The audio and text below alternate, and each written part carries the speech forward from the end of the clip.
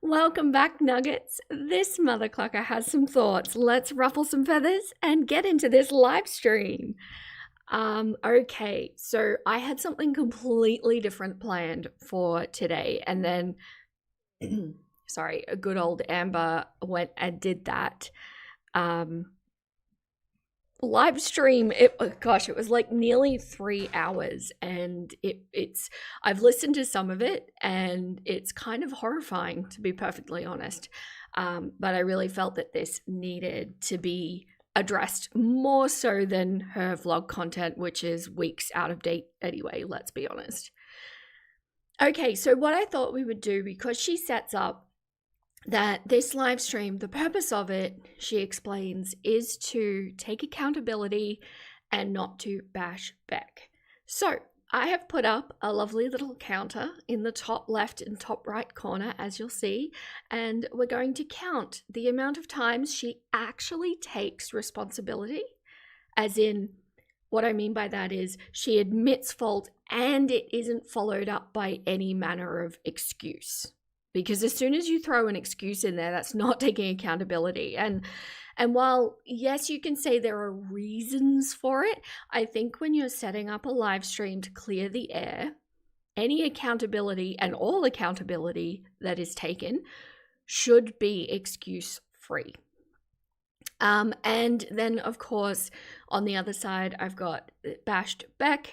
And since this live stream, she declares not to be about bashing Beck, I want to see how many times she actually does, because I know that it's at least once. Definitely at least once. Okay. Just at the top of this too, I just want to highlight that this is going to be a multi-part stream, because this nearly being 3 hours, I usually add at least 2 or 3 times the amount of time on anything that I'm reacting to. And I also just want to say that I am dog sitting for the next couple of days, so I may need to quickly jump out and put you guys on the break screen if he needs to go in or out. But if you're listening to this after the fact, my after the fact nuggets, then I will actually edit those bits out for you. Okay, so let's get into this, shall we? I feel like we need to wish ourselves luck. Like, okay, we're going to get through it. We'll be fine. Let's go. Hello. Sorry, my other one stopped working. I don't know what that was. That was really weird. Hi guys, how are you? I hope that you guys are doing well.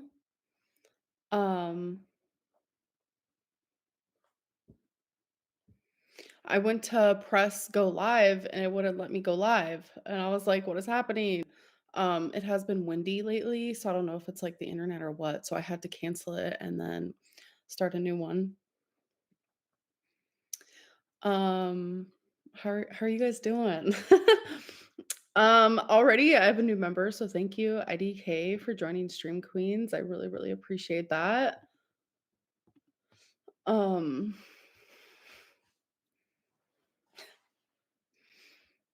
Hi, Olivia. Hi, Drowsy. By the way, everyone, just for those watching, on this note, I'm also dealing with some really clucked up Australian internet. I don't know if everyone else in the world knows this, but Australian internet is absolutely rubbish. So please let me know if you're experiencing choppiness or dropped frames. I'll try and do the best I can. I've scaled it down to 720p streaming, so hopefully that's enough to get us through. Yeah, okay, keep going. This is just time for people to come in. Oh my god, I forgot to put on rings. I hate when I do that. This is time for people to just come in and get acquainted, sit down, grab some popcorn, get some water. I'm drinking this big old Fiji. She is what now? She is actually drinking water. Oh gosh. Okay. So every time I watch an amber video, I quietly get frustrated with myself. And now I can shout into the void or shout at you guys about it. Yeah. The amount of sodium that she consumes in her fluids, because like obviously there's water in Gatorade and there's water in soft drinks and everything, but there's also a cluck ton of sodium in these drinks. And when you're in a situation like Evelyn and you already have a high sodium diet, you're struggling with lymphedema, and you supposedly have kidney stone issues, you shouldn't be consuming extra in your drinks. It's actually counterintuitive. But we have water today. We are a hydrated queen.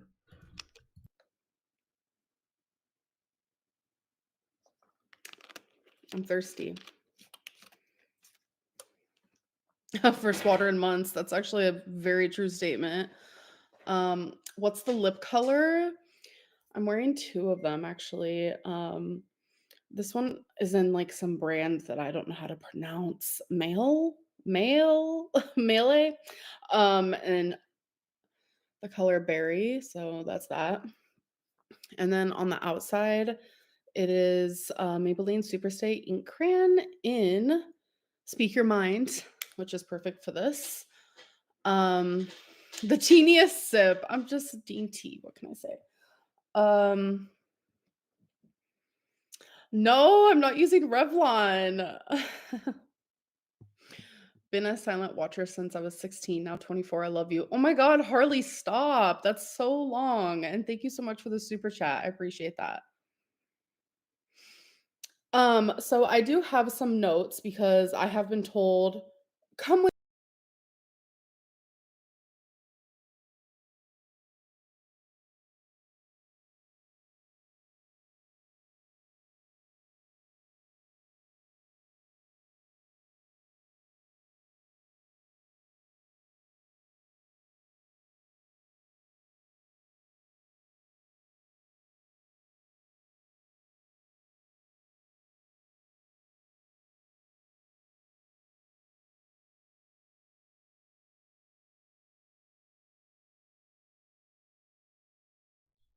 Hey, oh, thank you, thank you, thank you. Okay, super professional over here. Just getting some warning signs from YouTube. I'm just trying to, uh, you know, troubleshoot real time. But hi, Leylin, it's nice to see you in here. I'm actually working on a Eugenia video at the moment. It'll be out really, really soon. But it's great to see you in here. How's it sounding? Are we choppy? Are we okay? Aussie internet is just clucked on so many levels. Are we okay? I think we're okay. Somebody got you. Who got you? Okay, I think it's okay. All right, let's keep going. Let's see. Notes. So I do have like a little bit of notes. Is this gonna have tea? Lauren, hello. Thank you for the super chat. I mean, the standard of what people consider tea, I guess, yes, it's gonna have tea. I am here to be accountable. Like I said in my I am nervous. I'm very. Okay, so just a refresher for everyone who's come in. Yes, she is declaring that this is her taking accountability. Now, you'll notice the accountability counter in the top left corner. My definition of accountability is sorry, I'm reading. my CPU and my brain is not great today. My definition of taking accountability is that she does admit fault, but it is not in any way, shape, or form backed up by an excuse. It needs to be excuse free. It needs to be literally, yes, I did that. I shouldn't have done that, and I'm deeply sorry. I will not do it again. Hi, Fia? How do I do the pronounce? Please tell me how to do the pronounce. But hello. Looked like it dropped for a second, but it's fine now. Good. Yeah, I'm keeping an eye on it. We'll do the best we can. I had some technical difficulties last week when I was trying to get it ready for streaming, but we're going to work with what we've got. Leylin, somebody struck a Eugenia vid that you did years ago. YouTube took it down. And you can't post for a whole week. Oh no. Oh no. It's rough. And the Eugenia videos in particular, because she uses the company Superbam, they actually do like bot sweeps and looking for copyright content on Eugenia videos. It's such a pain. I've had a few on the ones that I've done, but I've had them successfully overturned based on fair use, fortunately. I have to be so careful with her content, how it's managed. Amber is a lot easier. If you lose your channel, you'd be in a worse place than Eugenia was. Without her being able to accept gifts. Oh, it wasn't copyright. Oh, jeez.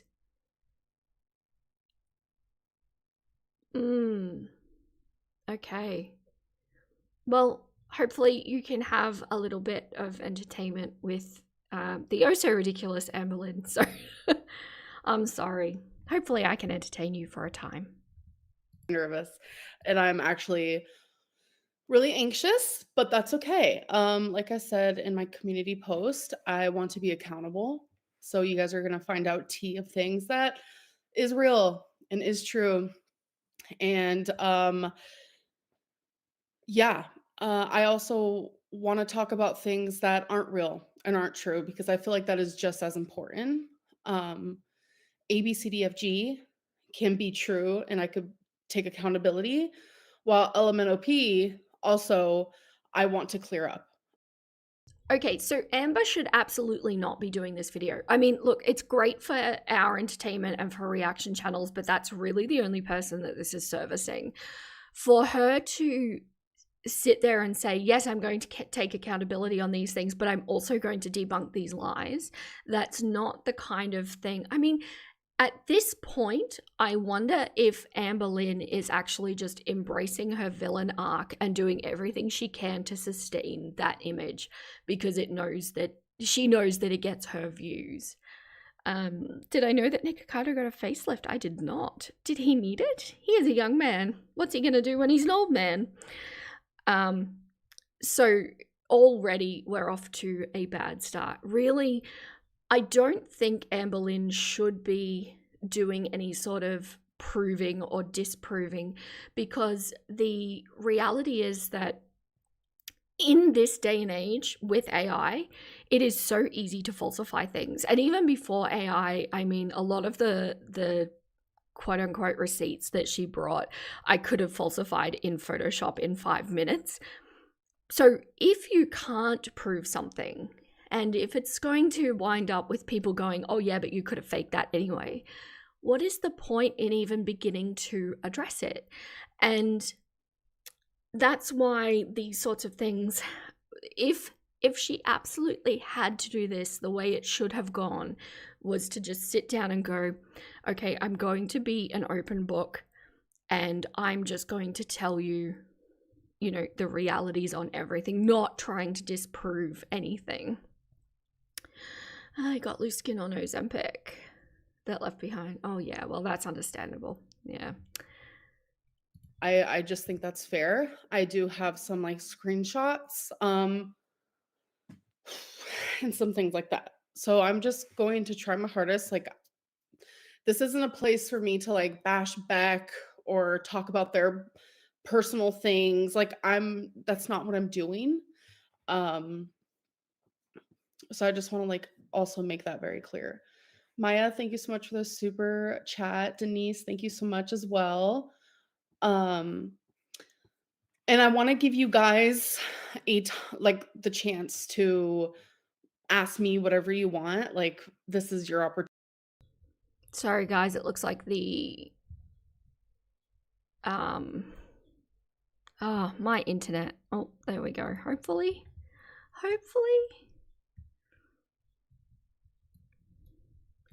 Sorry, one moment.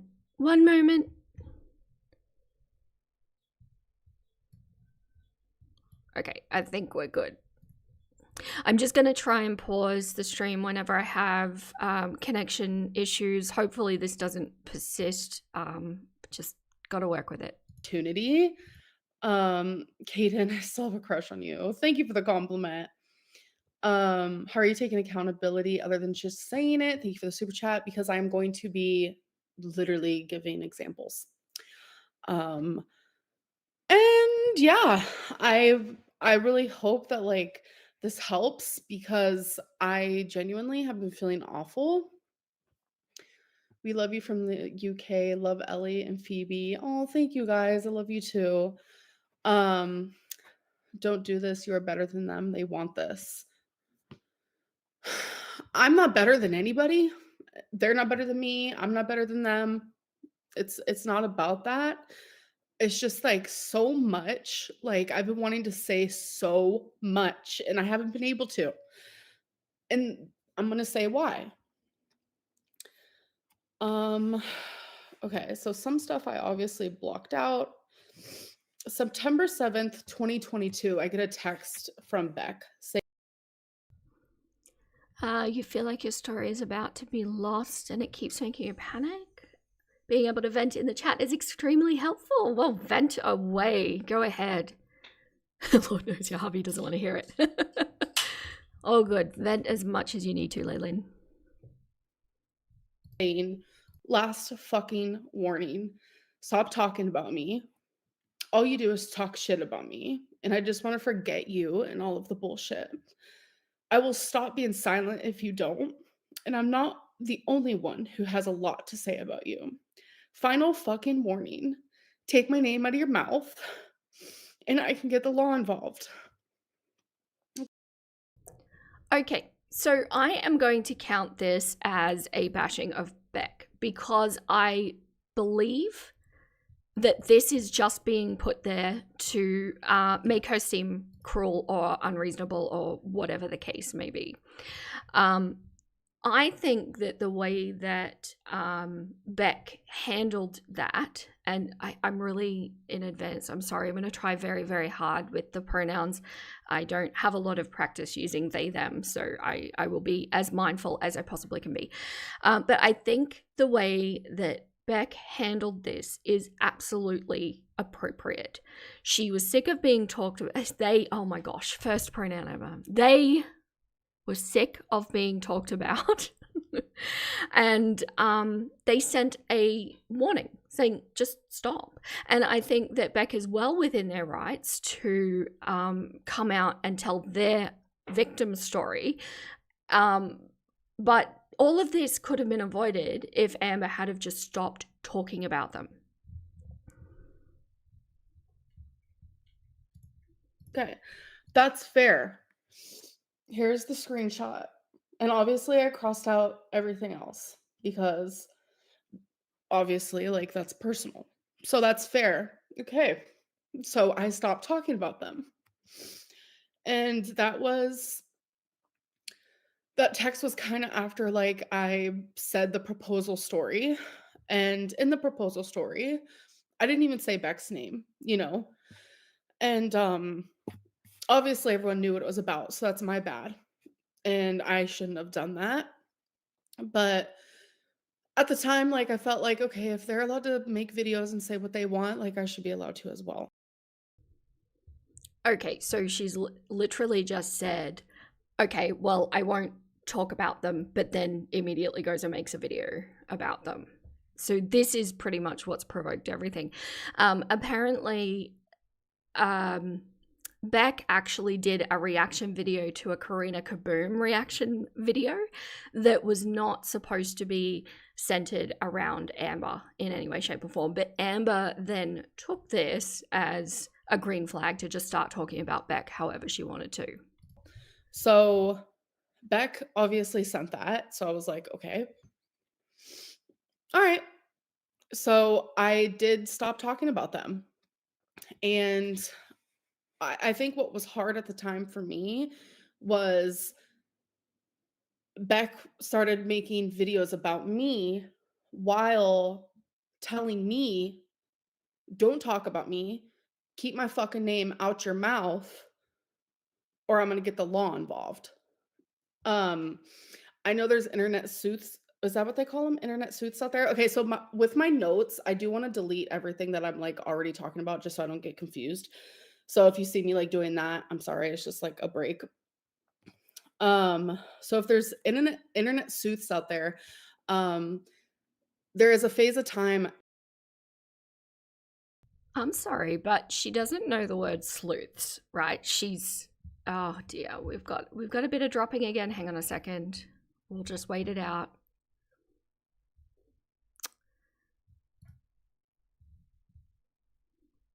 Sorry, guys.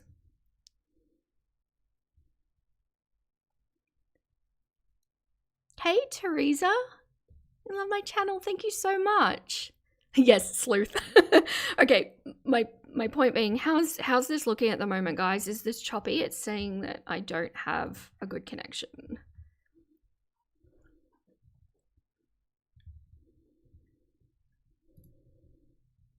Okay, it looks like it's recovering. I think we're recovering.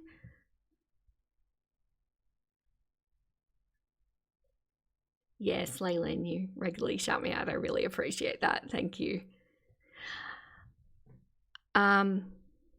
So the fact that she doesn't know the right word makes me think that she hasn't written this list, which probably means one of two things. She's either had a potential current girlfriend write it, or she's had ChatGPT write it, which is probably more the point. No, I have not finished all of the parts for Eugenia. I am actually, I am literally doing every year of her time on the internet, as well as for Amber and Candy. So I'm literally just rotating through those three women at the moment, and I have a Eugenia video in editing at the moment. Yeah, it's probably AI. Oh gosh, I can't speak. It's probably AI written, I agree. You love to fall asleep to them. True crime getting too much. Yeah, I also love true crime, and I cannot watch it before bed. Like, easily for like 2 years, I would not talk about Beck. I did not say a word. I was also with Feline, and Feline was very good at urging me to not speak about Beck. And so I listened. Um it was just hard because like Beck was able to say whatever they wanted when they wanted, how they wanted, and that was like hard for me. So that is why when I say like I feel like I'm being silenced, that is what I mean, because Teresa, you're gonna get sucked into girl world. It's gonna happen. That's exactly what happened to me too. I started out with Eugenia, and Mr. Snowflake is at fault for my induction. I took that text message and I was like, all right. And I think now things have just got like I really wasn't going to say anything obviously, but things have gotten so like out of hand with like things that like okay, how am I supposed to take accountability if I don't say what for? So I want to say what for, and I also think it's important that like I share my side of things that are not true. Um Would you ever consider attending a behavior change program for abusers? No hate. I generally want to see you succeed. Yeah, I would do anything. Like, are you joking? Thank you for the super chat. Um, so with like I want to answer questions and then I want to like also do some of my notes, et cetera, et cetera. So we could just like go back and forth with that. So someone said this is not accountability. We haven't gotten there. We have not gotten there. We have just started. We haven't even been on here for 10 minutes yet. I'm extremely nervous. I am absolutely detached from myself. So if I laugh, giggle, whatever it may be, it's because I'm extremely detached from this whole situation. I feel like I'm watching this happen to myself. Why don't you do Dr. Nell's diet for a month? Because I'm not being supervised by a healthcare provider and it's pretty extreme. Translation to, she doesn't actually want to lose the weight because then she feels like she wouldn't have a YouTube channel. She feels like no one would follow her. All right, so let's start with my mouth sounds dry. Okay. This might be a really long live, so Some of these influencers can't help themselves, can they? My husband actually calls them defluencers, And yeah, they influence, but not at all in a positive way, which is what you would think influencers should do. Because she knows she's boring. Yeah, I actually with Amber Lynn, I think it's not even that she thinks she's boring. I think it's just that she hasn't ever put the effort into developing a personality. And she's always mimicking those that are around her and applying their personalities to herself. So if she doesn't have the gimmick of being, you know, the ridiculously large lol cow on the internet, then she doesn't have anything, or she feels like she doesn't have anything.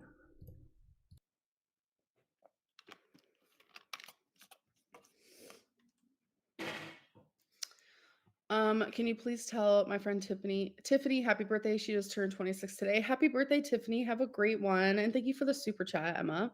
Thank you, Kaylin, for the super chat as well. Okay. Um, is this going to be left up to watch later or no? Yes. How about a buzz ball? I am doing this completely sober. Love you, girl. Sending love. Thank you, Izzy. At least you look pretty. Oh my God, stop. Well, Teresa, because that would be a taking accountability, and this is not what we do here in Girl World. Okay. A main question I have is it difficult handling the situation when you've said you wanted to handle it privately and they keep making it public slash responding?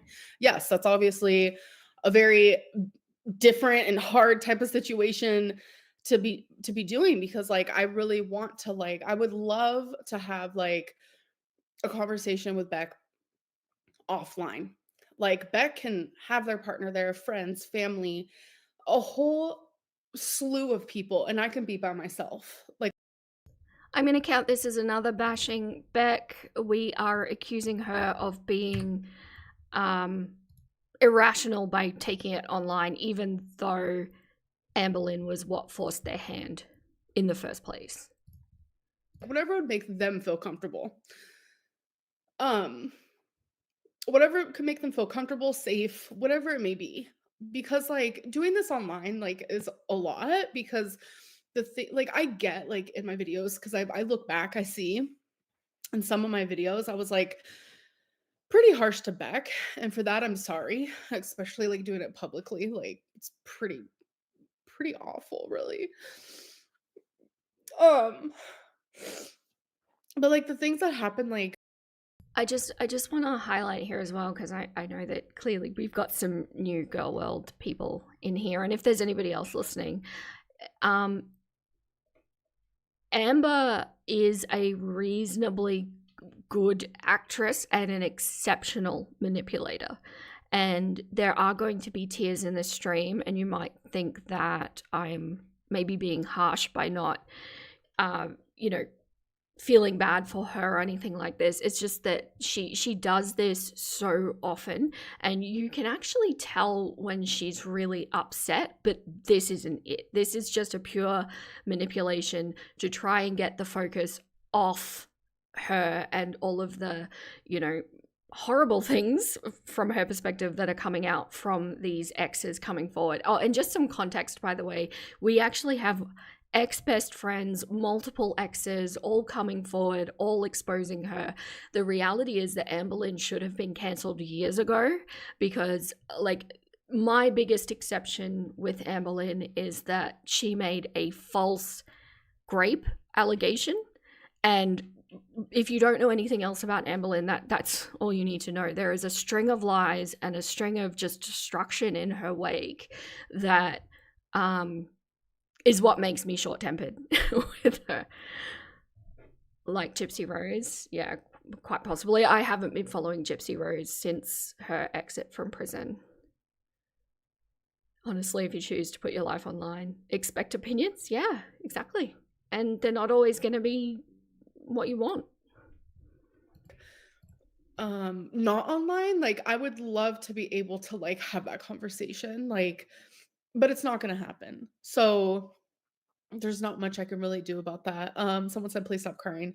I am extremely emotional. It's hard to regulate my emotions. Oh, also more context. She says that she has trouble regulating her emotions because she has borderline personality disorder. We've had that confirmed now that she has not actually been diagnosed by a professional. She's just self-diagnosed. I should make I should make video about Gypsy Rose. Too many people believe her narrative in the beginning. Yeah, I actually find Gypsy Rose too close to home, and very triggering. So maybe at some point I will be okay to do that, but at this stage, she's not somebody that I want to cover.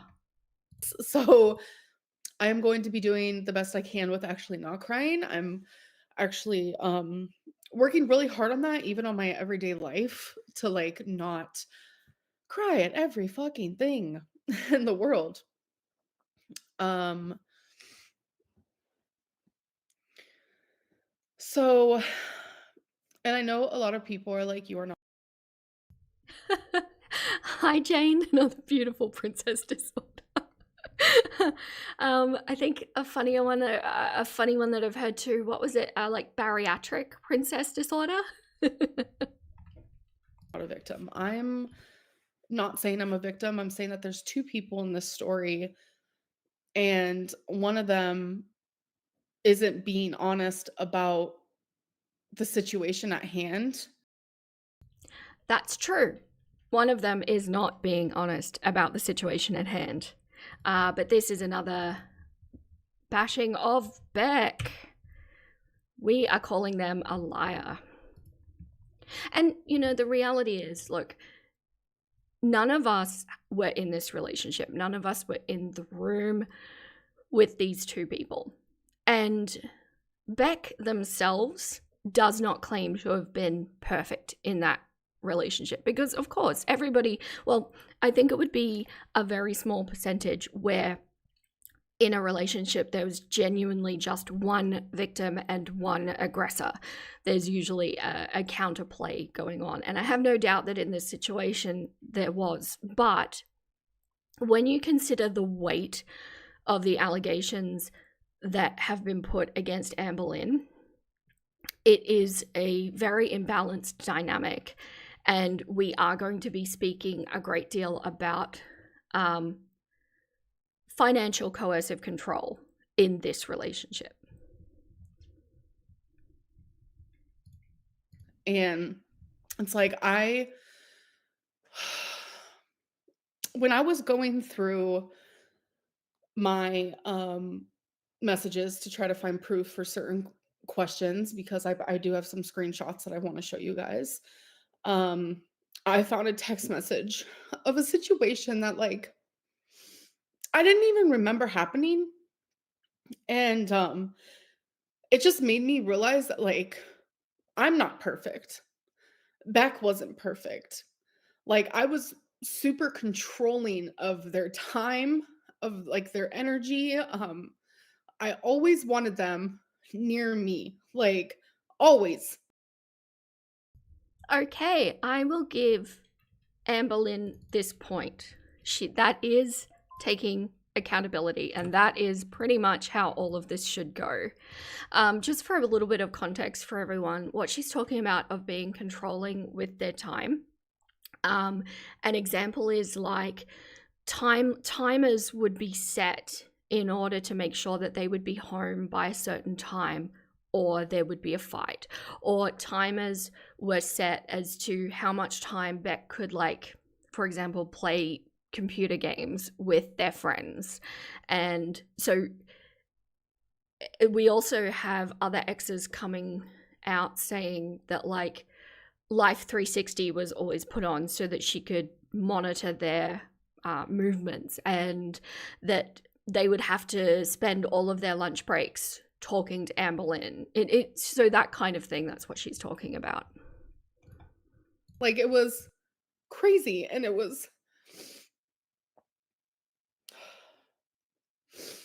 I'm able to admit that, and I'm sorry for that, and that's wrong. Beck is their own individual, their own person, and they could do whatever the fuck they want. And for some reason at the time, it felt like I needed them always. and I'm able to realize that I was not perfect.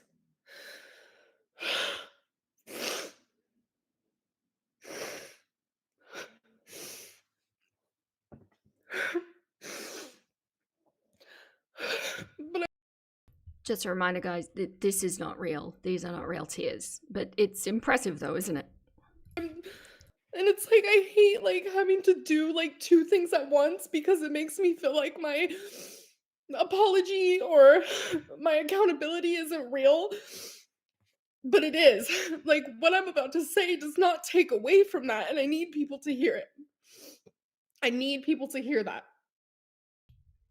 So, in from my perspective, from the experiences that I've had, from the people that I've known in my life, um, I think that we are dealing with a full-blown narcissist here. And I just want to put out there that when she says that she's not lying, and when she says that she's not taking, or she's not taking accountability, I do actually think she legitimately believes these things. I think that some of her lies she acknowledges are lies. I think that a great proportion of them she actually believes what she's saying, and that's what causes like this dissonance that's going on. Never understand why these people don't just get off the internet. We don't have opinions on John down the road. Why? Because he doesn't broadcast his life. That's so true.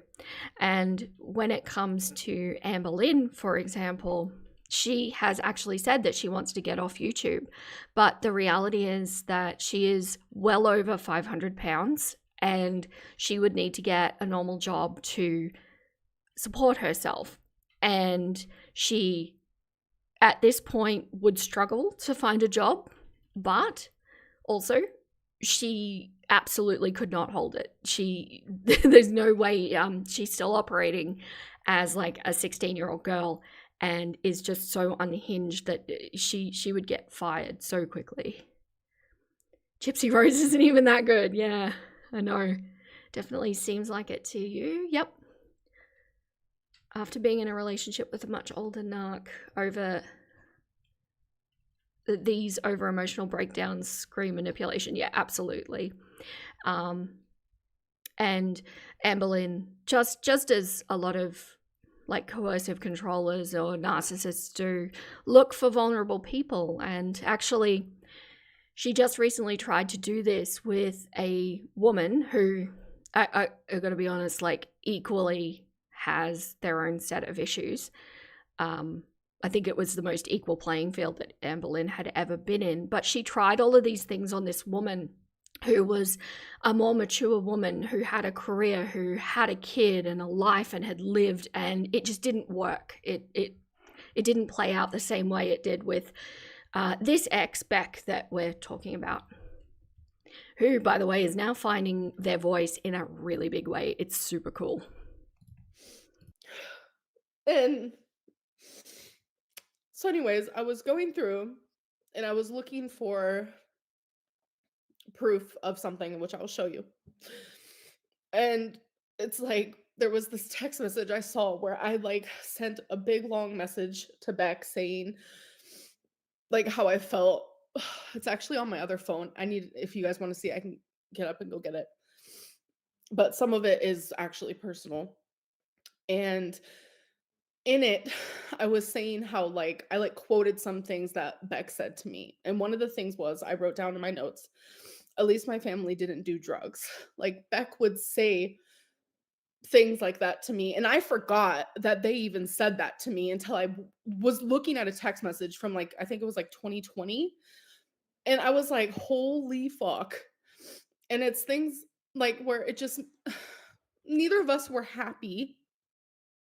A little bit more context there. So we're getting a very specific set of languages, which is an example. Oh, hang on.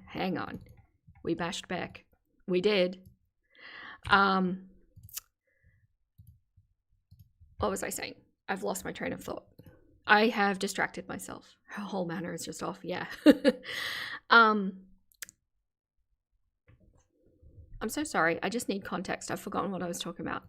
Like I felt, oh my god, and then Oh yeah, so Beck said something bad to Anne Boleyn. And Beck themselves, of course, doesn't claim to have been perfect, but we do have Beck saying that towards the end of the relationship, they were together for 4 years. Beck was getting sassy towards the end. They were standing up for themselves, and of course, it totally makes sense that there's a biting back in a deterioration of a relationship. It shouldn't technically happen, but I think any relationship ending that has Anne Boleyn in it is going to have this sort of thing. I saw a message from Dana. Like, Dana was so worried about me. I think it was like 2020. Dana sent me this whole paragraph of like, because Dana stayed the weekend, and her and Destiny did. And it's no, sorry, I can't look at the chat while also talking, because then I want to answer your guys' questions. And then I get confused while I'm trying to talk. Dana was like, you are not yourself. Like, I can tell you're not happy. Like, you don't deserve to be treated like this. Like, Dana, like, also saw like a situation where two people were not good to each other. And Dana saw like a big difference in me. Like, it's just hard because it's like, a part of me fucking wishes that it was just me. Like, do you get what I'm saying? Like, a part of me wishes it was just me who was not a good girlfriend, not a good this, not a good that, because then it would just be so much easier for me to come on here and be like, yep, everything that Beck is saying is 100% true, and this is like exactly how it is. But it's not reality. It's not. And it just like makes it hard. No, but the reality is we have got somebody who themselves, Anne Boleyn, has admitted to being very like unfair and mistreating of Beck, and then you've just got Beck who's being a little snarky at the end. That's the reality. So we've got this massively uneven play here, if that makes sense. But Anne Boleyn can't just take the blame. She is incapable of that. Anyways, it like literally doesn't even matter, because I just need really more than anything to just get all of this like off my chest. And it's not like fully about like people believing me or whatever it may be. It's like I just need to get all of these feelings and thoughts off of my chest.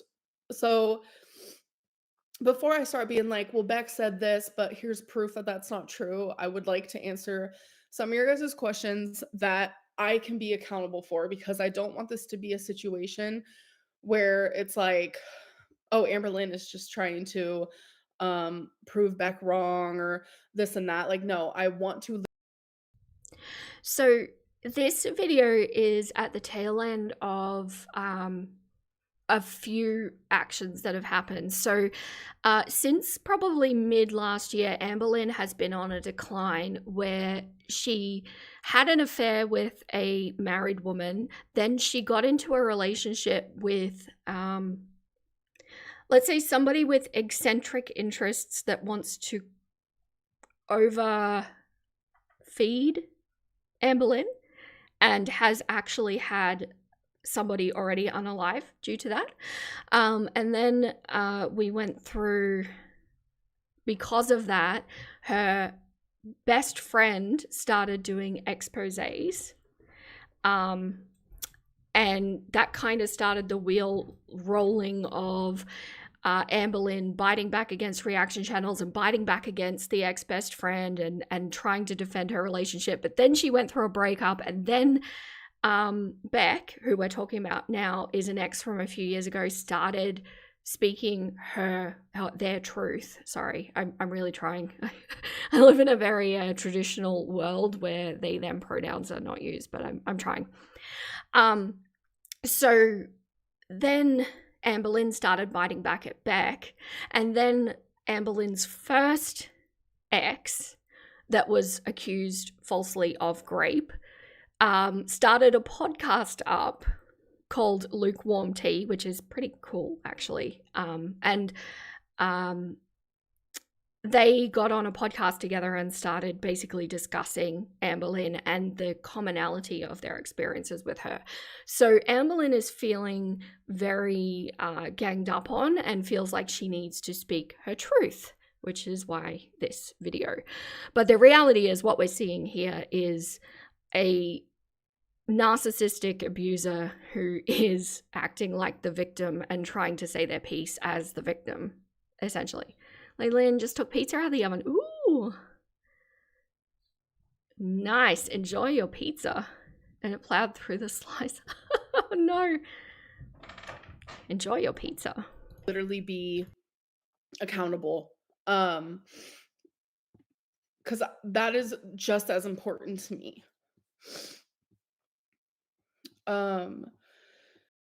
Oh, so I should say, by the way, the context is basically just that she's addressing all of these points that have been raised by Beck.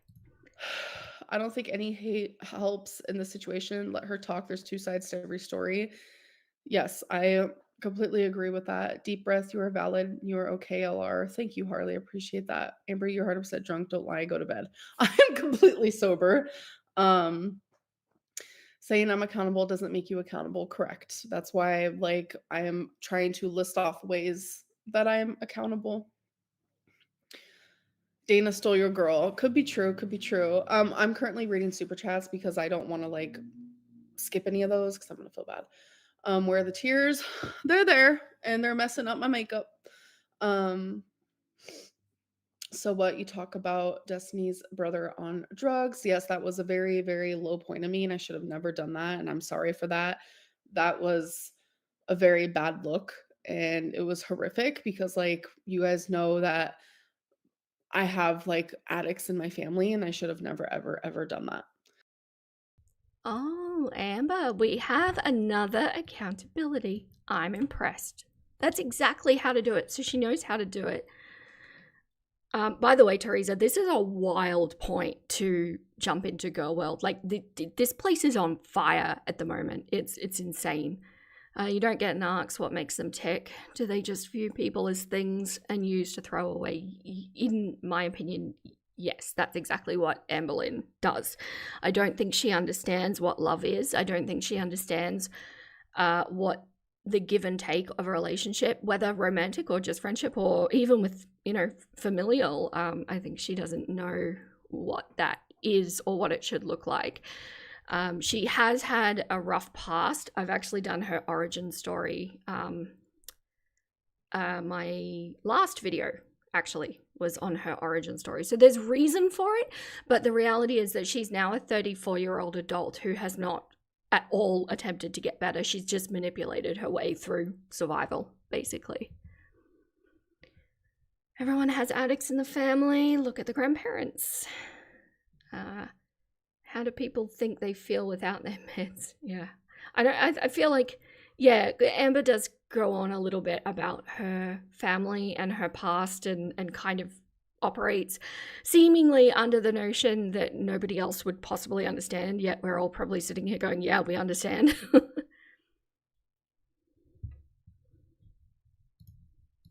Your past does not define who you are. Grow and learn. You have an amazing personality. No one can take that from you. Thank you.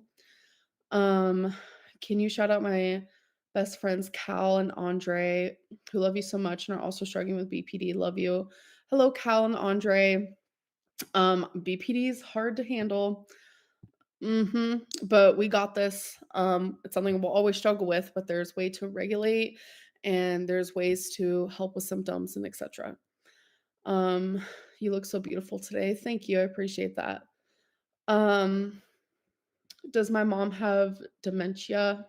No. Not that we know of. Okay. Just a little bit of context on her mum. Her mum suffered or struggled with substance abuse. I am not clear on exactly which one, but I believe it would be of the hard variety. And she struggled through a great deal of her life. Her mother is clean and sober at the moment and is doing an exceptional job in turning her life around, and I think would be an amazing resource for Amber to learn how to adult because her mother has had to do it. And there was a bit of a dementia scare, but seemingly it's not dementia related. You think she looks the same as always? I agree. Probably a controversial opinion, but at her age, you can't be blaming your upbringing for your appalling behavior. She's old enough to know better and has had enough time to work through those issues. I wholeheartedly agree with that. I don't think, speaking from personal experience, I don't think having arrested development is something to be ashamed of. And I think that, you combat it and tackle it in the way that you know how, with the timing that you need. But I think what's different about, say, Eugenia and Amber Lynn is that there's just seemingly no action or no attempt to try to grow up in this way. You haven't been diagnosed. I have been diagnosed. Okay. Wow, you guys are being really sweet, actually. I appreciate that a lot. I was like really nervous, like to come on here. And why are you laughing? I already told you I am a nervous laugher. Laugher? Laugher. That word sounds fake right now. And I also feel like super like detached from myself in this moment. Um,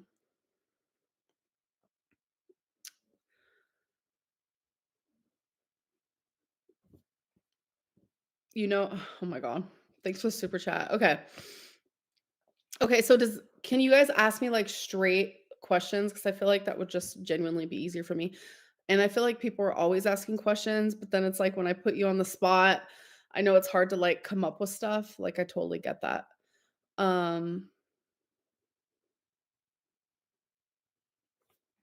Read your notes. Did you not prepare anything to say? I did, but that's like I want to go like back and forth.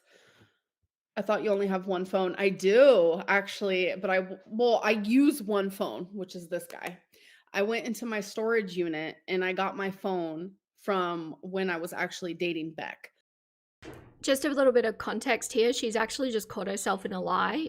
She was using the fact that she only had one phone as an example of why she wasn't guilty for something that I've now completely forgotten what it was. Oh gosh, there's a lot of lore in the Amberverse. But now she's just admitting that she does actually have more than one phone. It's weird. I get the feeling when she turns the camera off, she just switches up like she's dropping the act. I can't imagine her sitting there and reflecting on. No, I don't. I think you're exactly right. So I went all the way to my storage unit and got it, plugged it in, charged it. So yeah. I love you, Amber. Thank you. And thank you for the super chat. Who diagnosed you with BPD and when? So it was actually when I was seeing the psychologist. It was around the era of when I was like getting my weight loss surgery. I was with Feline at the time. So it was 2023. It was, I would say maybe March of 2023, like around that area. And that was when they were like, okay, so you meet the criteria because there's like 9 criterions, whatever, whatever. And they were like, but you need to see someone who like specifically can help you with this because my psychologist at the time did not. And I never saw anyone until now. So, as far as I know, this is actually a new version of this story. We've never heard this before. We are hearing from the ex-best friend and Beck that she has not been diagnosed with things. So, I don't know. Make of that what you will. So also, if you hear heavy breathing, it is not me. It is the dog. I am dog sitting at the moment. I'm not being weird back here, guys. can we see the screenshot? Which one?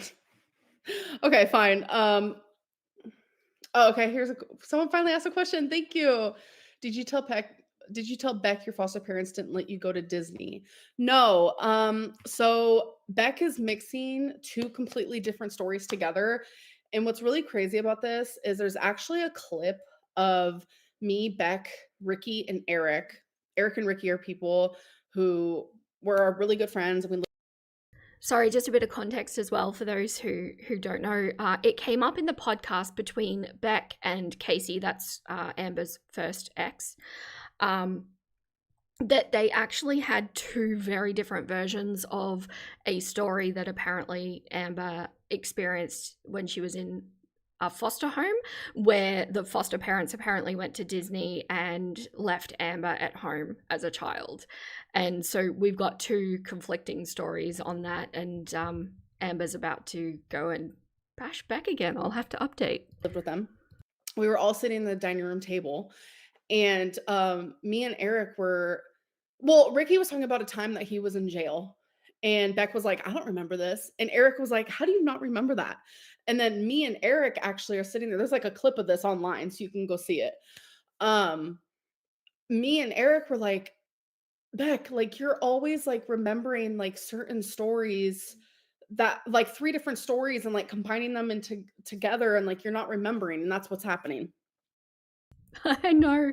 Amber Amber Lynn is a very lusted after woman, don't you know? She actually has a little bit of a cycle of being in a very intense relationship, but then lining up the next girlfriend before the previous um, relationship is over. So she's kind of perpetually in a relationship, but she pretty much finds everybody online. And yeah, I don't know. Someone out there for everyone. So my foster parents were getting their kitchen renovated, and there was some sort of like fume type thing that actually made it to where we had to leave the home for a few days and stay in a hotel. Oh, goodness, Leyland, that's some heavy stuff. I'm sorry you had to go through that. You are such a survivor. The little that I know of you, you are such a survivor. And instead of staying in a hotel, well, they stayed in a hotel. My brother stayed at a friend's house, but they stayed in a hotel and I stayed in the garage. They stayed at a hotel called the Sheraton, which in Petaluma, California, at the time, that was like the best hotel there was there, et cetera, et cetera. Disneyland, I've talked about Disneyland multiple times. I've gone more than once. So when I was with Beck, I very much shared that I went to Disneyland. Very much. Okay. Um, why were you completely unable to recognize how Beck felt and their emotions for the entirety of your 4-year relationship? There well, you have to be more specific because sometimes I did know exactly how they felt because they told me. And I'm realizing that there was a lot of times that they lied. I think a really good example of that would be like choosy or like Oh my goodness. Okay, there's so much context to be had here. Like I say, this is a wild moment to jump into Girl World. So, so much to unpack. Um, and now I've lost my train of thought. Oh my gosh, you feel like you're listening to a teenager explain what happened at school today with their friend. Yeah, pretty much. She absolutely operates in that kind of 15 to 16-year-old age group. I don't want to go backwards. I'm worried that I'll lose the time. Sorry, hang on a second. Let me just skip back just a scooch because I lost my train of thought again. Where are we? and then me and Eric actually are sitting there. There's like a clip of this online, so you can go see it. Oh, yes, there was actually something that I wanted to say here. She actually, in that bashing Beck moment, she's actually basically pulling into question everything that Beck has said by saying that Beck has a bad memory. Beck is actually really upfront about the stuff that they don't remember, because there was some new medications at the time and just, fuzziness going on there. But Amber Lynn has also said that her memory is like Swiss cheese, giant holes in it. So, like, you know, thank you so much for stopping to explain the context. I'm happy to. I'm happy to. My husband gets sick of hearing me talk about it, so it's nice to to dump on you guys. He listens. It's just a lot. It's a lot. Um, Me and Eric were like, Beck, like you're always like remembering like certain stories that like three different stories and like combining them into together and like you're not remembering, and that's what's happening. So my foster parents were getting their kitchen renovated, and there was some sort of like fume type thing that actually made it to where we had to leave the home for a few days and stay in a hotel. And instead of staying in a hotel, well, they stayed in a hotel. My brother stayed at a friend's house, but they stayed in a hotel and I stayed in the garage. They stayed at a hotel called the Sheraton, which in Petaluma, California, at the time, that was like the best hotel there was there, et cetera, et cetera. Sorry, guys, I went back too far. In the software I'm using, it's tricky to skim around. You've never been on a roller coaster? You wanted to, though. Your brothers have been to Cedar Point multiple times. You were just the unwanted daughter of a boy mum. If it helps, I was supposed to be the perfect China doll that never disagreed, never got dirty, never, was always perfect. And I was unwanted when I developed a personality and preferences that were different to that of a China doll. Disneyland, I've talked about Disneyland multiple times. I've gone more than once. So when I was with Beck, I very much shared that I went to Disneyland. Very much. Okay. Why were you completely unable to recognize how Beck felt and their emotions for the entirety? Okay, I remember what I was going to say. All right, so the context of what she's saying here, why weren't you able to recognize Beck's feelings? Beck actually did a reaction to a compilation video of Amber being rude to them for like 20 minutes straight, and you can actually see in these videos that Beck is just totally disassociating. Like she's not sorry, they are not present, and kind of phasing out. And Amber herself got on a vlog and said, I didn't know that that's how they felt. Funny thing, never working out the way parents want. Yeah, it's almost like you should just be happy that you have a healthy child and be, excited to see who they turn out to be. Of your 4-year relationship. Well, you have to be more specific, because sometimes I did know exactly how they felt because they told me. And I'm realizing that there was a lot of times that they lied. I think a really good example of that would be like Choosy. Okay, context on Choosy, in case you've never heard of this game, because I hadn't before Amberlynn. I believe that it is a game that was referenced in A Child Called It that I have read many years ago, but do not remember this game. How are you watching live? You end up 10 seconds behind. Look, I don't know, it's probably my internet, to be perfectly honest with you. So Choosy is basically where you have a pile of objects, whatever object, and then you put two in front of someone. Someone picks their favorite. The unchosen one gets put to the side, and then a new one replaces it. And then you pick the preferred one between the new two, so on and so forth. Amber would make Beck do this for hours, like with piles and piles of junk, just hours making her do this. And we have examples of this game being played with pretty much every ex except Casey, the first one, who said that it wasn't really a thing there. So it must have been picked up in the Crystal era, which was the second ex. So yeah, fun. Or like when they would give me like the anxiety massage, like it's just like partner, emotional regulation, like making your partner feel good and safe and loved, and things that I would also do for them. Like they really liked when I would do this. So that was like my thing that I did for them. Yeah, but the difference is Amber set a timer of how long her activities needed to be done, and then would do the partner's preference for a tiny portion of time. So, for example, Casey, the first ex, actually said in the Warm Tea podcast that Amber would make him do, just for context, sorry, Casey has his pronouns, he transitioned. So at the time that Amber and he were together, it was before the transition. So, yeah, for example, Amber would make him do massages for a certain amount of time that was timed, but would have to make bargains with her in order to get a reciprocal massage. So, like, oh, if I massage you for 10 minutes, you'll massage me for two. And that, yeah, that's the difference, Amber. It's like, I'm realizing that it wasn't that at all. It was, I almost feel like I was a burden to them in moments that I thought we were actually genuinely bonding. Like, that's the part that's like hard for me to like wrap my head around, I think. Yeah, and I believe what she's saying. I believe that she believes what she's saying here because I don't think a narcissist would be able to see that the other party isn't having fun. It's like, it's kind of like it's only a game if both parties are enjoying it. Otherwise, it's just, painful.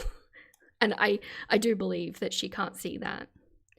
Relationships aren't a transaction. She'd do well to learn that. Yes, you do nice things just because you want the person you love to experience a nice thing. You almost feel like you're invisible if you're not in somebody's chat. Oh no, don't make that your personality or identity, Leyland. You are valid in your own right. Do you think she knows she's a narc? Well, interesting, Teresa, because she claims that she's been diagnosed with like everything under the sun, but narcissistic personality disorder is the only one that she will not admit to or claim. And I think it's the only one she's got. There's actually parts in this that remind me very strongly of my mother, and that's coming. Super fun. Do you owe Beck $6,000? No. So I guess we can talk about the inheritance. I did talk about this in my members only, but obviously not everyone saw that. So Okay, sorry to keep pausing, but context on this. Okay, so Anne Boleyn, according to Beck, stole Beck's inheritance money. So they were together. This is Beck's story. Her father had some stocks or whatever that were passed on to the mother at the point of his passing, but unfortunately the mother also passed, and so then the stock money was split between the children.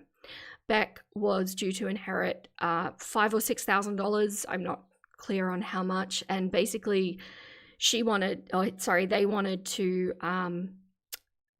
put it aside, do something that would honor the mother with that money. And Amber apparently said that no, it needs to go towards bills because you work for me and you don't contribute, and took the money.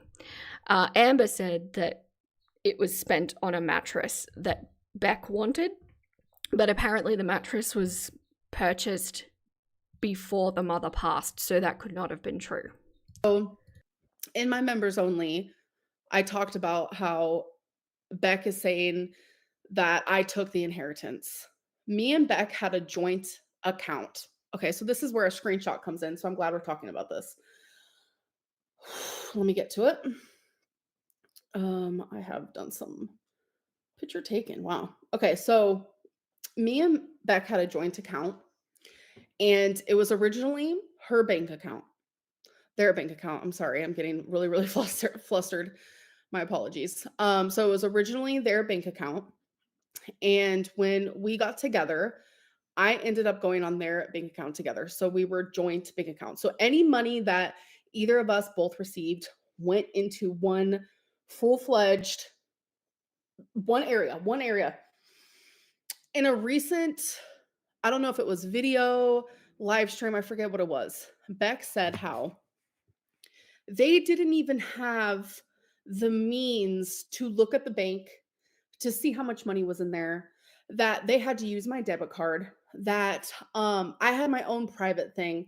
Those are not true statements. I have a screenshot. I was not able to get into the bank ever. I have so many screenshots of wondering, how much did I get paid? I would text Becky and literally ask that. I'd be like, how much did I get paid? Et cetera, et cetera. And Beck would literally send me screenshots of our bank. So I have everything crossed off that's like personal information.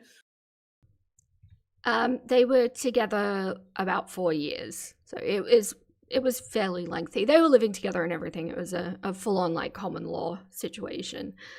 Um, I don't actually remember Beck saying that they couldn't access the bank account. I could be wrong. I could have missed something, but I believe the phrasing that was used that they weren't allowed to access the money. So I don't, my impression of when this was being delivered was not that it wasn't a physical access, but more of a,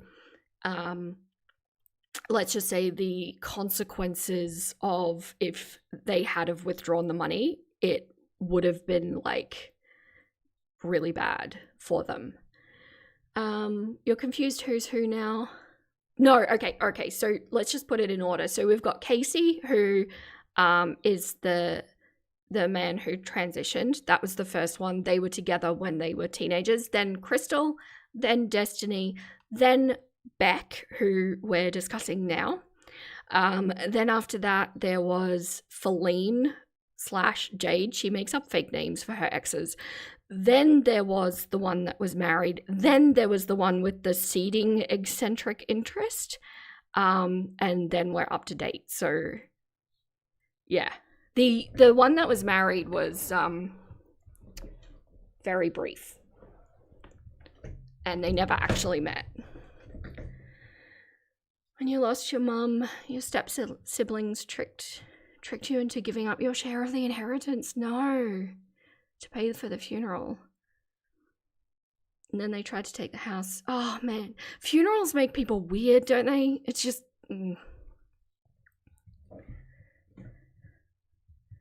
yeah. You're Cinderella. Oh, Leylin, I'm Rapunzel. So great to meet you. But this is just proof that that was a lie from Beck. An absolute lie. I said, how much money is in the bank? Oh, sorry, eccentric. Like eccentric, but egg-centric. I'm trying to not say the F word that goes along with particular interests of people. So like in this case, this woman liked to increase the weight of already weighty people. Does that make sense? And here's a screenshot that says, hi, Rebecca, like, et cetera, showing how much money we had in the bank, because I was not able to get into it. I was never able to see how much went in there, how much I got paid, unless I looked on my AdSense, which is part of YouTube, and that's how you get paid. You got it. I was never able to see any of that. And we had our own separate debit cards that were in the joint account together. Any money that Beck received would go into the same spot that my money went to, because again, it was joint. I didn't have private anything. Again, this is probably the one of the biggest lies. Has left my jaw on the floor. All right, I don't want to accidentally show. Okay, so what's happening here is she's trying to disprove that she is not a financial mistreater of her partners. And oh, I'm not sure, Leylin. I'm not sure what you're talking about. What was I saying? Oh dear, distracted myself again. I'm sorry. Yeah, so she's trying to prove that she doesn't financially mistreat her partners, but the reality is that there have been multiple partners where it's okay, Teresa, don't feel bad. There's a lot of information coming at you. This was supposed to be just like a reaction rather than a complete and utter sum up, but it's like there's a lot going on, so please do not feel bad. The one you were referring to was the most recent partner that we're not sure. We think they're broken up, but we're not sure at the moment. So that one was 2 after Beck that I'm talking about today.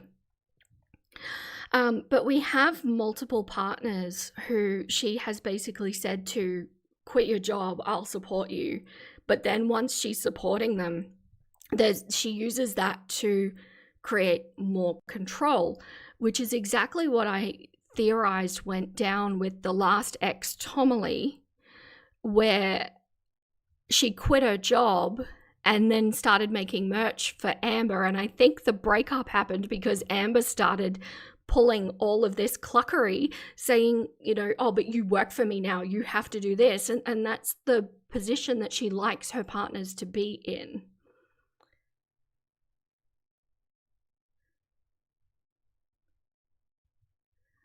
It says to copy paste the AdSense code. I'm not sure. I'm sorry. I don't know. Maybe Google can help. Putting out my other pictures. That'd be hectic. So here we have it where I say how much money is in the bank. So here it says, hi, Rebecca, because this is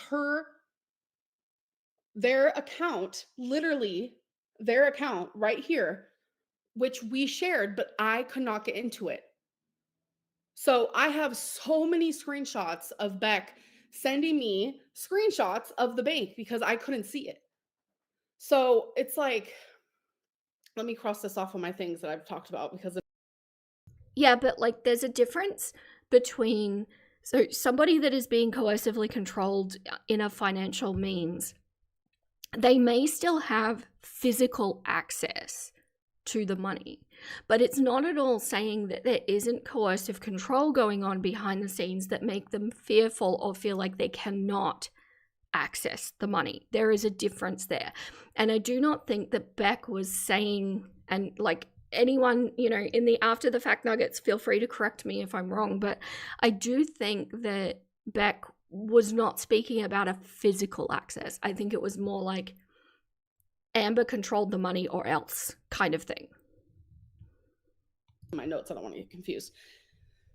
It's things like that like has left me my jaw on the floor. My like literally, hold on, let me just take a break. Where did I have this even on here?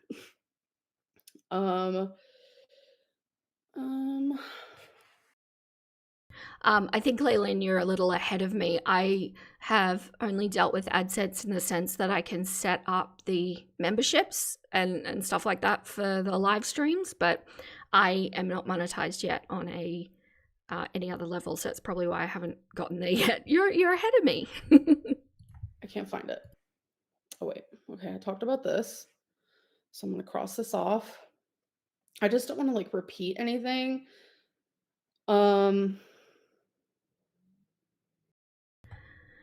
Yeah, and that's scary, Leylin. I hope you're not speaking about your current relationship. That would concern me deeply. But the thing is, relationships can be set up differently. So my husband and I are in a very equal footing relationship. But we have separate roles in the sense that because of my history with my mother, I always like to make sure that I can see the money in the bills and the budgeting, and I get a little bit intense with that, I must admit. But so I pay the bills and I do all of that aspect. But it's a joint account where he and I can both access it. But frequently he will still ask me things because he doesn't have the app on his phone or something like that. But it doesn't mean that like, do you get what I mean? So the fact that Beck can access it, this is just a completely useless point that she's making. When I find out, let you know. I will. You've been waiting for help with it. Oh, since May. Oh, no. Okay. I will let you know when I get there. Hopefully it won't be too long. Married him over 2 decades ago. Oh, Leylin, I'm sorry you're in that situation. Maybe a discussion is needed.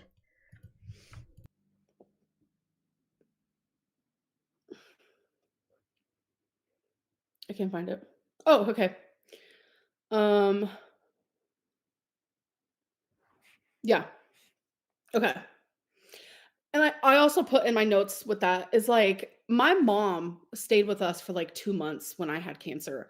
And my mom saw our dynamic and Beck, because I've talked to my mom about this, obviously, because my mom's like just as shocked as I am. My mom saw Beck had their own debit card, literally their own debit card. Like I don't understand, like, this crazy, weird lie. Like, we can say that, like, I was abusive and controlling because I was very controlling of their time, and I'm very, very so sorry for that, but never once have I ever been financially abusive. We have been equally so bad with money. That's why I have nothing to literally show for anything, because we would spend so much money, the both of us, constant. I mean, Amber still does. And I legitimately think that she doesn't see this. I feel like this is truth from her. I think that she doesn't understand what financial coercive control can look like or financial mistreatment. And I legitimately think that she doesn't see that.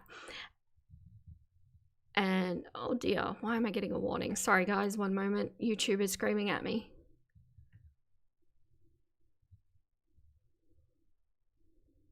No, it's okay. No, we're just complaining. Okay, it's okay. Like for example, my mother.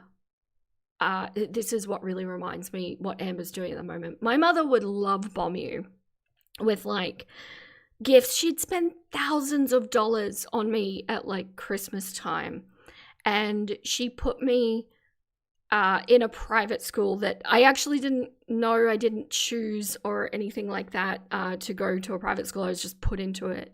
But anytime there was something done, it came with strings. It came with, oh, but I did this for you, so now you need to do this. Or you're expensive, so, and I do everything for you, and I work so hard. But there's always these, it's like emotional guilt that is attached to these things. And quickly Linhide. And I think that is, you know, like if you asked my mother, I legitimately think that she wouldn't see what she did with the blackmail and the guilt and then the control that was associated with these purchases or with these things. And so money was used as a control tool, and it would last, you know. And we do actually see some of that language from Amber coming up.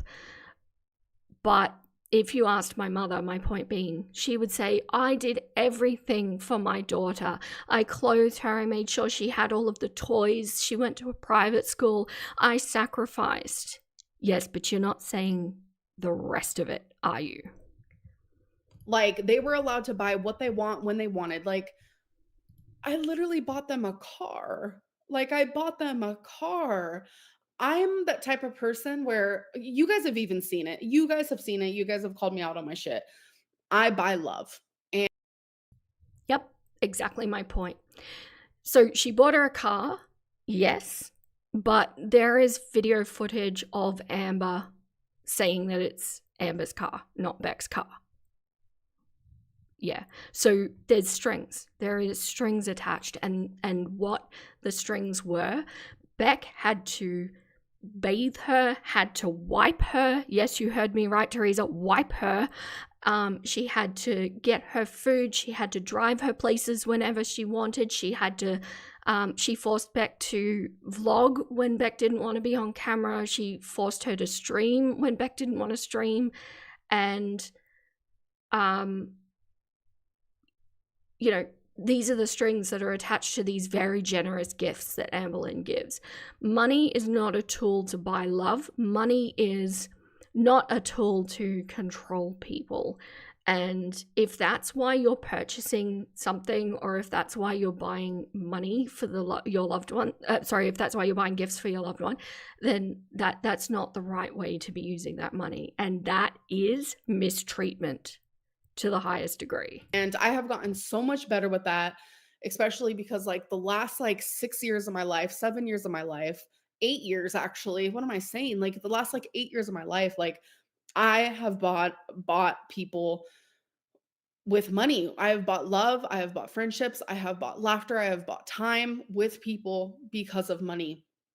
And that's Yeah, and so then she feels like she can make demands on those people's time or on their affection or, you know, whatever it is that is Amber's currency because she's viewing that as a transaction of I've bought this from you, so you need to deliver, which has nasty connotations. How it's always been. I have never been a greedy person when it comes to money. I have it's almost like I got a kick out of giving people money and like going on shopping sprees and like doing all these sorts of things. So it's like, what? I don't know. I speechless. Um okay. I'm like so behind. um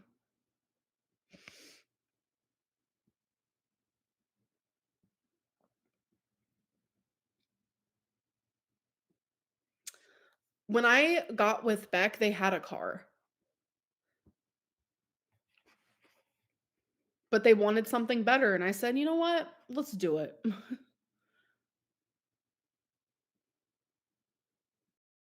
Yeah, so that at any time of day or night, Amber could say, take me to this fast food place. I bought you a car. You're crossing out important part of the conversation, so it favors you? No, I'm crossing out, like, private stuff. I mean, I guess I can I revert this? Hold on. You guys are gonna laugh. Wait, hold on. Wait, which one is this? Hold on. Hold on. I swear I'm like a boomer when it comes to this stuff over here. Okay. So here, well, see, I can't show you because then that shows like bank information, private bank information. Ooh. Someone said we haven't learned a damn thing. Um, you have that Beck has lied, and I know a lot of people like I can't show the bank information, but literally what I crossed Flashback. out is me talking about is your food cold or gross, or did you just order it? And then I was like, the wax melt thing in the living room is broken and spilling onto the bulb. Did you know that? Here. Ooh. So that's that. I'm sure someone can like screenshot it. So nothing special there. And then the other one that I had crossed out, like this one's embarrassing. But if we want to be truthful here, I feel so embarrassed. Okay, wait, I'll just zoom in. Okay, I'll just read it.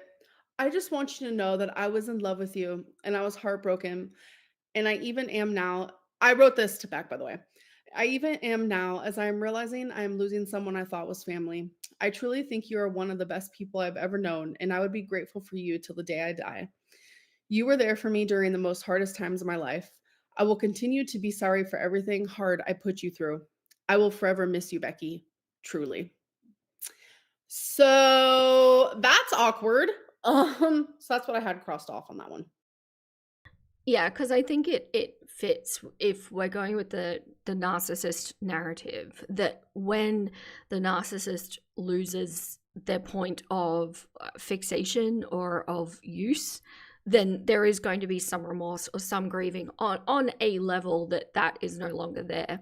And usually, like in a healthy dynamic, the loss of a relationship would be grieving because you've lost the love or you've lost the connection, but um, Amber herself has literally said the words that I have people in my life because of what they do for me. So it really highlights, you know, how she's operating or how she's seeing these relationships in her life, whether, by the way, romantic or friendship. Um, all right, so back to my notes. Um, okay. So Beck says that they never met Feline or Libby, but that's not true. There's video proof of both of those things. I found that weird. Beck actually said that she met Feline, so I don't know why this is a thing. This is silly. Beck says that they wiped me. Okay, so story time on that. Beck started wiping me after my hysterectomy, and it continued on after that.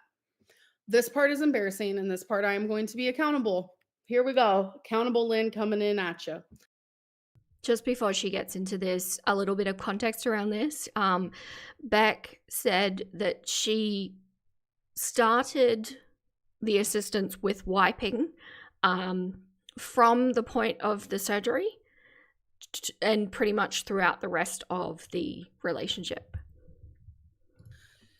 So, my hysterectomy. Okay, so wiping. Okay, I'm so embarrassed. Holy fuck. Wiping for me has always been extremely hard as a bigger girl, obviously. If you were bigger, my size, it's hard. When I was about to get my hysterectomy, that was a big thing for me that I was like, how am I going to be able to wipe myself because it's hard already? I'm not going to be able to. So this is something that I was like at the time, I was like, Becky, like, are you going to be able to do this for me? Like, I'm really embarrassed about it. And they were like, of course. Like, I love you, blah, blah, blah. So when I was healing, I physically could not do it. Like, physically could not do it. And so Beck did it for me. And so did my mom. Me and my mom would laugh about it though, because it was just like, okay, you did this for me as a baby, and now you're doing it for me as an adult. So it was an embarrassing type deal. But so me not being able to wipe for it was like honestly a few weeks, and already something that was already so hard for me, I kind of lost the ability to do it. So she's saying a few weeks here. And Beck is saying, well, it must have been months worth. So there's no denial, at least, on that it did happen. Just the time frame is in question. I was literally shook. Because I remember when I was noticing like my healing was getting better, like everything was going great, like I was able to do all sorts of things again and all this stuff, and like the healing was just going perfect. And I was like, holy fuck, wait a minute. I like have lost the ability to like do this. And obviously after time I was able to figure that out again, thankfully. But I would say Beck wiped me for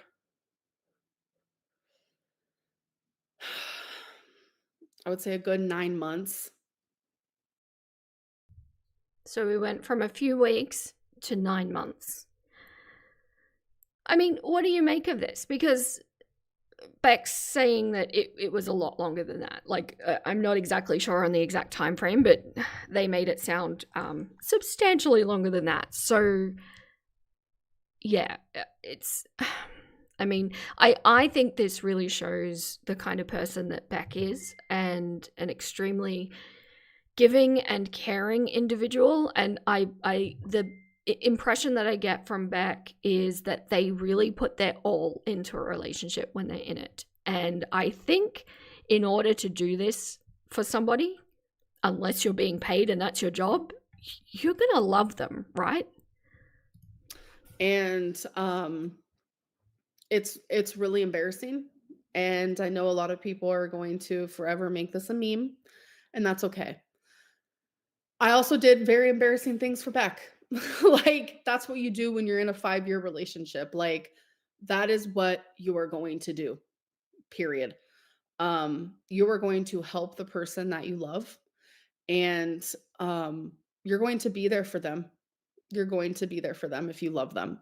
And, I'm truly embarrassed about it because moral of the story is it's my fault because of my size. Because if it wasn't for my size, like that would have never have had to happen. And I'm sorry that I would ever put anyone in that sort of situation to have to do that. And I'm forever grateful that like they were there for me during like that fucking scary time. I'm not gonna lie. Um, but then this goes down to people asking, like, did Feline do that? No, because like I said, Beck did it for the like because eventually I was able to do it again. Um, and I want to make it very, very clear that that is the only thing they helped me with. Like back in 2019, they got me a bucket with some water twice to, like, help wash myself because that was during a hard time as well. That doesn't ring true to me, although she did just very briefly take accountability for this in a good way, so I'll give her credit for that. That doesn't sound right, though. Just because if she couldn't wipe physically, it would stand to reason that she also wouldn't be able to reach everywhere in order to clean herself. Now, we know that Amber was not able to shower. She was essentially bedridden through this time, which is why the bringing of the water. So, are we supposed to believe that Beck only brought her water a couple of times and then did not actually assist with the actual cleaning? It doesn't make sense. And I think the biggest tell with deciphering Amber lies is running them through that filter of what makes the most sense. And if she's saying that she needed help wiping for 9 months but nothing else, no other activity ever, just that, does that make sense? But never ever once did I have them bathe me, shower me. That never happened. And if it did, I would tell you because I just told you the most embarrassing thing. Like if someone had like a gun to my head and said, "What is your biggest secret ever?" It would have been that. I had a partner who wiped me for 9 months. Um that is embarrassing and I see a lot of people making fun of me. I knew that was gonna happen, and I guess that's fine. Okay. Um, okay, so another thing. Beck said how I always went through their phone and how I would never let them go through mine. Half of that is true, half of that is not true. So something I was really bad with due to like trust issues, but it doesn't even matter otherwise. We're not gonna even just erase that I just said that. Um, I would go through Beck's phone. Yes, and I also did it to past partners as well. Um, Not a good look. Very not a good look. I was always I'm not even going to say why. It doesn't matter why. I did it and I'm sorry. That's controlling. That's wrong. That's it's wrong. Point blank period. I should not have ever done that. Like there's no reason. Like there's no reason. Okay, Ms. Reed. Yes, accountability. Okay. We are about to blame Beck, though, aren't we? Yes, we are. But the part about Beck saying they were never allowed to go through my phone, they were never allowed to read my journals is a lie. I have proof. A very old journal. And if you guys know, you guys know. If you watch my vlogs, you guys know. Oh, I hate it when she references her journal. Okay, so Amberlynn religiously writes in a journal. Apparently, every day, it's whatever. But she uses this as the beacon of truth that we can all reference and rely on, that what she's saying is true, as though she couldn't possibly be lying to herself, as though she couldn't possibly be lying in the journal. And as I've said at the top of this stream, I legitimately think that Amber believes a lot of what she says. And I think it's a perception issue, and I think it's out of desperation of needing to believe what she's saying. So, of course, there's going to be inaccurate things in the journal, but she treats it as, gospel. Showed this like a million times before. So this journal is from June 18th, 2021 to December 9th, 2021. And I have showed this in multiple vlogs. So this isn't like a fake story time, nothing like that. I saved the spot and everything. On July 24th of 2021, I wrote this. I think I'm done reading this journal to Becky. This shit has gotten kind of deep and I want to go even deeper. There are some things I don't want Becky knowing, mainly because I'm embarrassed. I want to be able to write in this journal as if it's absolutely no one is going to read it. This is the best way to write. I haven't told Becky she will no longer be reading this journal, but I should probably tell her soon. I just kind of feel bad about it, even though I shouldn't.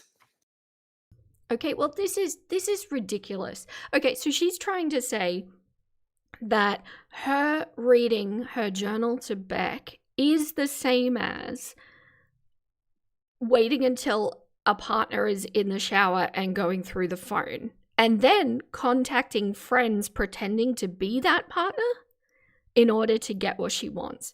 These two things are not the same. One of these things has consent, the other doesn't. And to be sitting here trying to equate those two things is nothing short of ridiculous. So obviously, I don't want to show you guys what else it says in here. So I took a screenshot of the thing of the actual page, but I took out everything else. So again, July 24th, 2021, and this is when I started meeting Feline. So I was like writing things about Feline, and I was like, this is awkward. Why would I let Becky read this? So here's the actual page. Like a lot of people are like, Amberlynn, if you're gonna come on here, we need some sort of proof. So I'm trying to give you, like, obviously I can't show proof of everything under the sun. Like, that's not possible.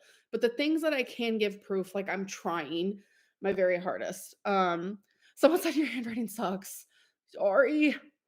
Um, so the red is just me blocking out stuff that, you guys, that's embarrassing. I can't show the whole journal entry. Like, it's a journal for a reason. This is just like the entry from that I'm just trying to show you from July 24th. Like, what am I supposed, like, literally that is the, like, I don't know what to tell. Like, I've showed this so many times I can't even count. What did, hold on. You guys are making me. This is the most you've ever sat through one of her videos. I and you wouldn't be able to do it without me or commentary. Oh, you've never even watched her when Geordie was talking. Oh, really? Oh, it's very sweet. And I agree with you. Before I started making reaction channels, I couldn't watch her like raw. Now there's a point to it, but even still, it's a bit like, oh gosh, you need it needs something else. And she brings up the argument a lot of, oh, but reaction channels are stealing my views. Like, no, I never. Being a reaction channel is what made me give her views. She's a lot. It's a lot.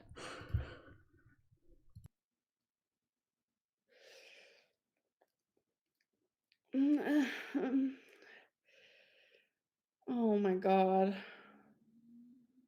Okay. Do you guys just want to see the whole page? Worst soap opera ever. Oh my gosh, I know, but I can't stop. Won't stop. Like, I'm so embarrassed right now. I'm literally talking shit about myself in this. Um yes.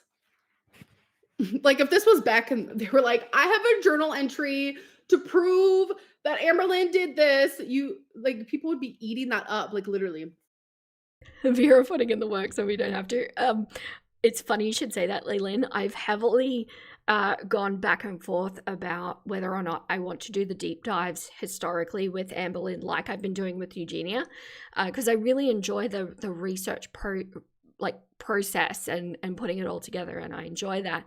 But Amberlynn, in her first 2 months on YouTube, put out 129 videos totaling 13 hours and 45 minutes, and I looked at that and I questioned my life choices that led me to this very moment.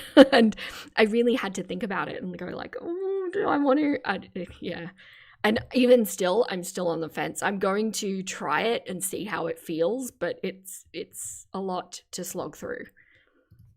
Okay. So, I was talking about Feline, obviously. I said, I'm seriously so confused about my emotions right now. I like Feline more than I thought I would. So when she randomly said she wants to be single because she can't commit, my heart dropped. This is some tea.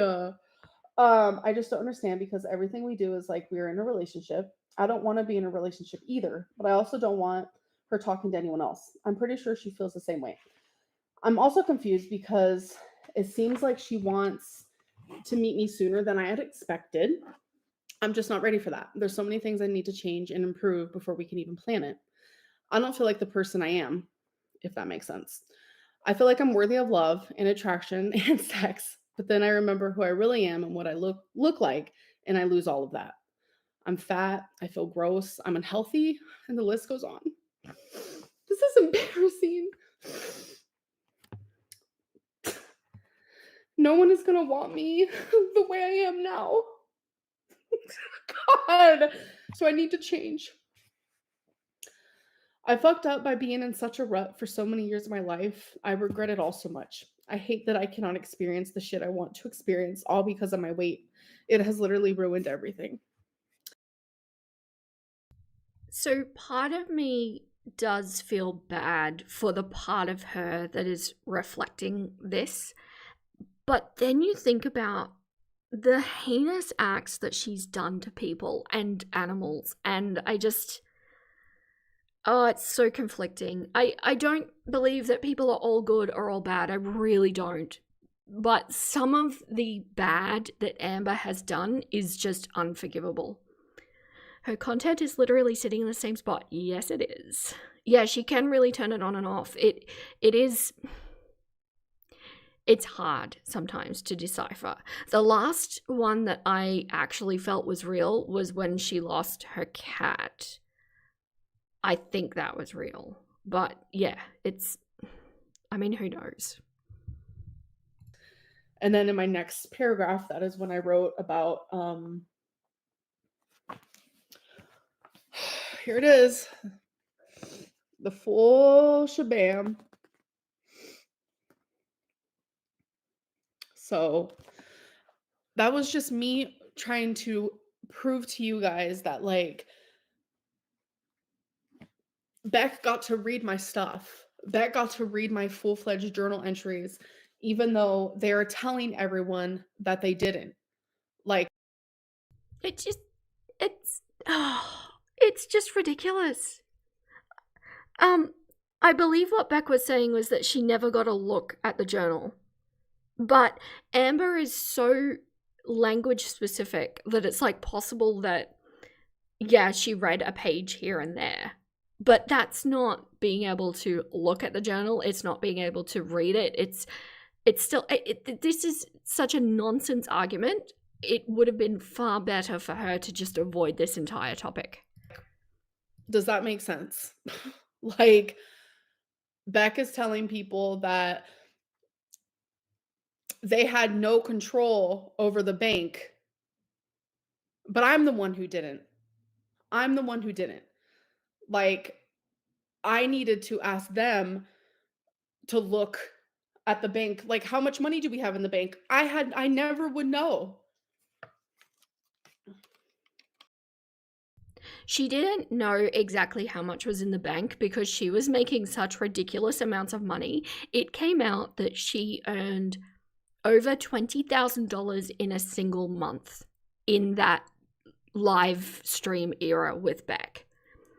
And so what she's saying here is she didn't know how much was in the bank because she didn't need to know how much was in the bank. She knew there was money in the bank and she knew that she could, spend $3,000 a week on takeout and be able to comfortably afford it. It's a selective argument that has no bearing on what Beck was talking about regarding the financial mistreatment. So it's like they're allowed to like lie about stuff because the tea is piping. The tea is hot.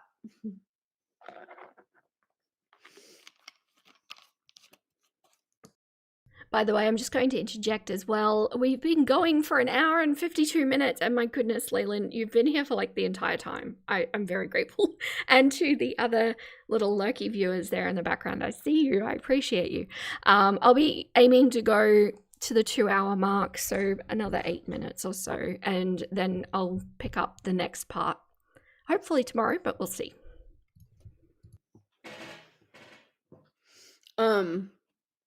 Like, yes, I would also let Beck look through my phone, but I don't think they ever actually asked.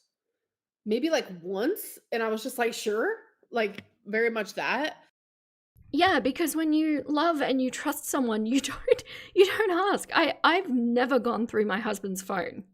I know the pin and everything. I don't feel the need to go through it. He's never gone through mine. You don't ask. It's weird to ask. Um, okay, so we got that out of the way. Okay, let me cross this off in my notes.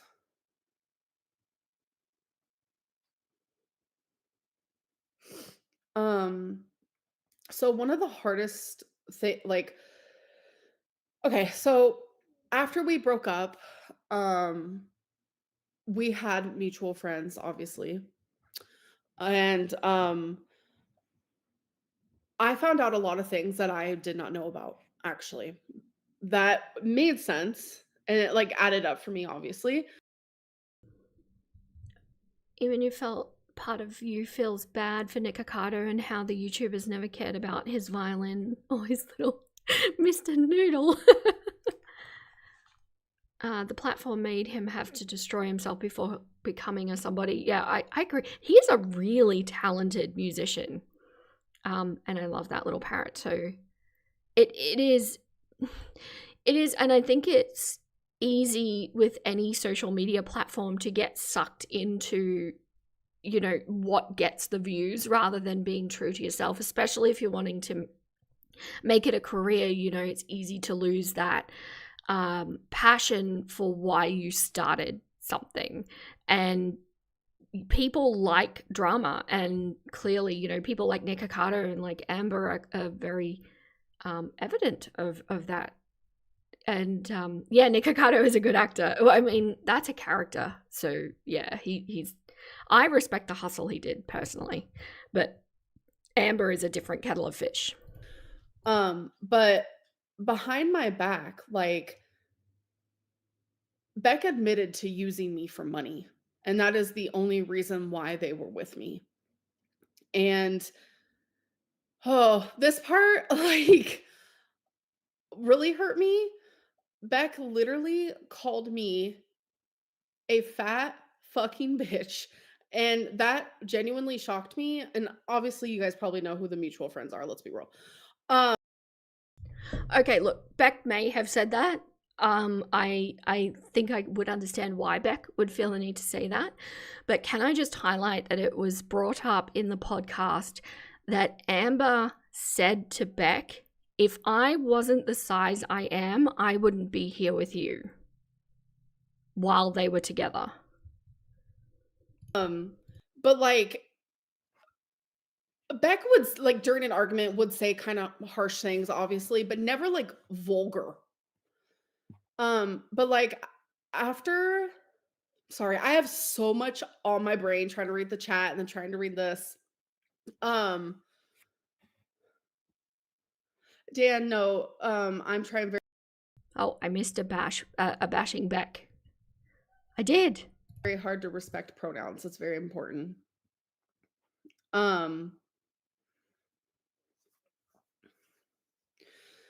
so when I heard like using me for money, like low key, it felt like it made sense to me because I would tell them, like, get a job. Like, I could tell you're bored because once we moved from the home where we had roommates and we were living with friends, like obviously it was different. Like we always had something to do.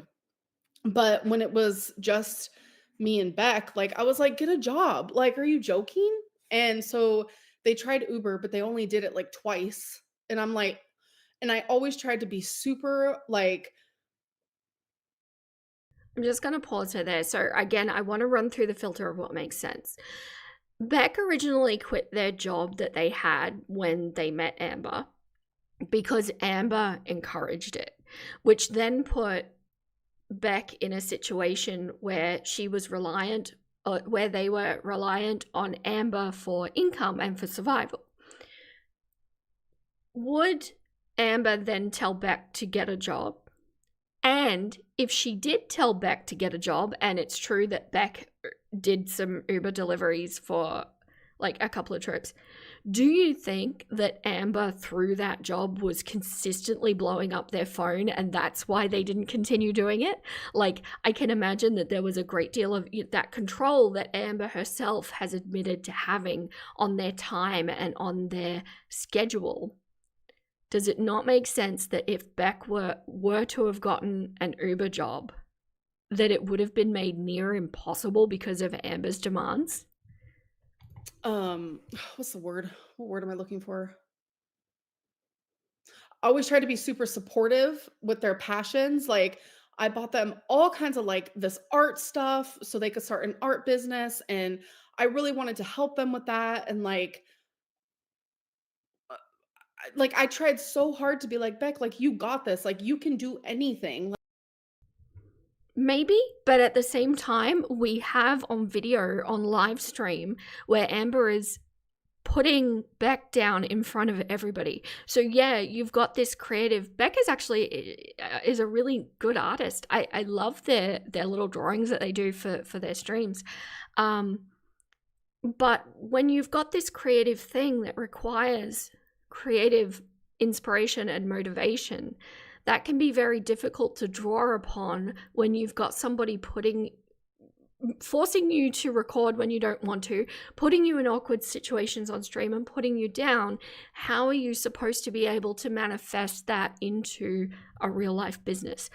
You need a partner behind you who is going to build you up relentlessly and believe in you even when you don't believe in yourself. And Amber was not that partner for Beck. Like that you put your mind to. And they just didn't. And I genuinely don't understand like why not? Like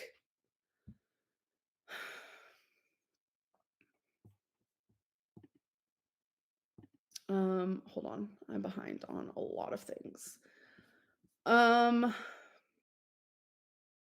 Okay, well, she's about to hit a new topic, and we've hit the 2 hour mark. So we got through 40, nearly 48 minutes of this stream. There's still like 2 hours left. Oh my gosh. I don't know if she kind of descends into drivel and brain rot at the end of the stream like she normally does. I might actually watch ahead a little bit just to know whether the whole thing is worth reacting to or not.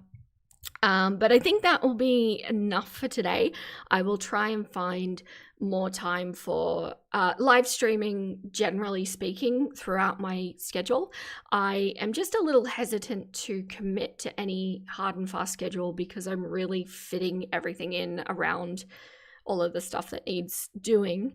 But I'd like to try playing with different times of day as well to get people from all over the world.